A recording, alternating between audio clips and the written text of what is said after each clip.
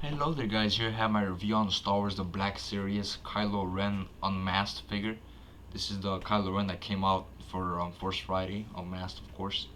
I think it would have been nice if they included at least Kylo's helmet like they did with the Comic Con exclusive, but sadly it doesn't include either his helmet nor Darth Vader's mask. But we do get the usual Black Series boxing with the red in the back. Number 26 in the line, you guys can see right there. We got a bio on the back. You guys can read, you can pause the video and read it. We got some artwork for Kylo, his name on the side again, and that's it for the box. So let's get him out of the box. So here we have him out of the box, and I gotta be honest with you guys, when I first got this figure, or before getting him, I thought he was gonna be exactly the same body mold as the previous Kylo, but I was wrong. So before reviewing this figure, I just wanna compare him to the previous Kylo we got. So here we have the masked Kylo. And first off, the very first thing I noticed is that the material of the cloth, like this one's a bit thicker, so it doesn't fall like as loosely. And this one, like they made it very thin. It almost feels like spandex, and it's like it feels very nice. So they stepped up from that. And the belt buckle, they made this one all gray, and this one just the old one just has some gray parts. And his hand, his glove is a bit shinier. It's not like regular matte like this one, like the old Kylo. And I'm just trying to spot the differences over here. His boot, it looks a bit shinier. Not sure if it's just me. No, never mind. They look the same. And the cloth on the back too.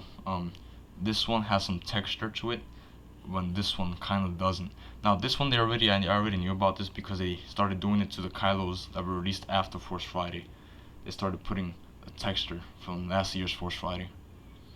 And aside from the cloth and that I just said, it's basically the same body, to be honest.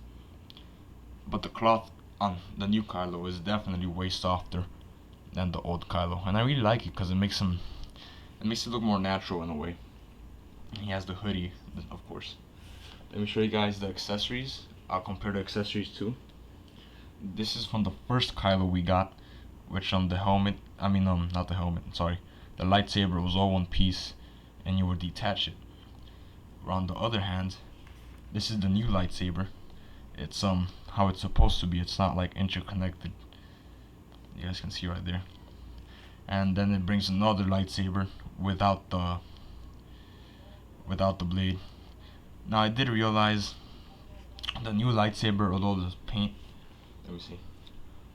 the silver paint does look shinier and more metallic, it has it's not as accurate as the first lightsaber. The first lightsaber is the more accurate one because it's the one in the movie. It was gray and like dark gray, like silver gray and dark gray or black. Whereas the new one, it's all silver. So they kind of took a step forward by including both lightsabers, but they kind of took a step back by making it all silver. But I did notice they put a little red wire right there, which the old one didn't have. So it's a tiny bit more accurate, but in a way it's less accurate because it doesn't have. It's supposed to look like this one, but with this color scheme. Instead, it's all silver, so that's a bit disappointing. But it's just a little nitpick. And here we have the one without the blade, which has the little hole on top and everything. Let me get to the figure. Hold on. So here we have the figure.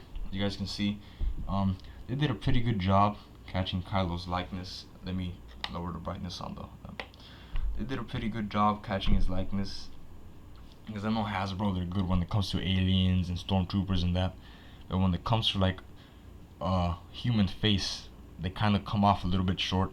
I think the best human face to have is the young Han Solo, but aside from that, their faces are kind of like like they're not that well made. But I think they really pulled it off with Kylo, to be honest. And the hair looks very nice. I really like the sculpt on his head. They were able to catch Adam Driver's look. And I just realized the rubber on this is actually softer than the older one. Yeah, the older one's a bit more stiff, this one's a bit looser. And like I said, it's basically the same, almost the same exact thing as the old Kylo. So let me get to the art. You can put the hoodie over him if you want. He doesn't wear it in the movie when he doesn't have the helmet, but he looks kind of cool. So let me show you guys the articulation. You can move his head up about that much. His hair restricts it with the hoodie and this. You can look down, all the way down actually. He has a hip swivel. He has an ab crunch. He has rotation on the shoulders. He has a single joint elbow. He has a hinge on the ankles. Wait, yeah. He has